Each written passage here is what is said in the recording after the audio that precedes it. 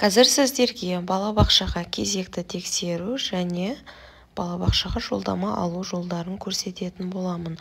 Бұл сайт арқылы Қазақстанның бірнеше облыстары қолдануға болады, яғни Қызылорда, Батыс Қазақстан, Жамбыл, Павлодар, Солтүстік Түркістан, Шығыс Қазақстан және Абай облыстары. Бұл сіздерге арнайы енгізілген сайт, балабақша snation.kz. Компьютер арқылы кіресіздер, ол жерге балаңызды бұрын кезекке қойған болсаңыз, балаңыздың кезегін тексере аласыз, және кезекке балаңызды қоя аласыздар. Мысалы, Қызылорда облысының райондары, Батыс Қазақстан облысының райондары кіріп, осы сайтты пайдалансаңыздар болады.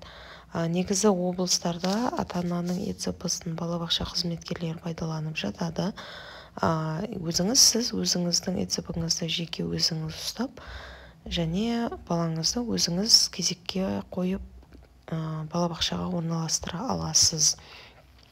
Сізден ол жерде сұрайды, яғни сайттың сіз туралы ақпаратты өңдеуге келісетіндігіңіз туралы согласияңызды беруіңіз керек, және сайтқа тіркелу керексіз. Оған сіздің телефон номеріңіз керек.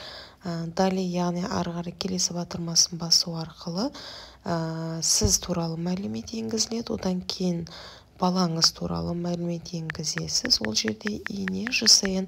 Одан кейін сіздің электронный очертіңіз қабылданғандығы туралы ақпарат шығады. Ары қарай сіз балаңыздың нешінші болып кезекке тұрғандығын көре аласыз.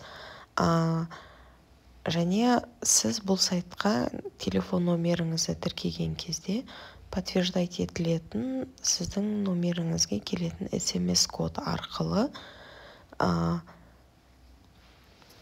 тіркеле аласыз, және өзіңіз ұмытып қалмайтындай құпия сөз, яғни пароль қою арқылы сайтты пайдалана бересіз. Келесі жолы кіретін кезде сіз телефон номеріңізді енгізесіз, және өзіңіз қойған пароль енгізу арқылы сіз бұл сайтқа кіре аласыз.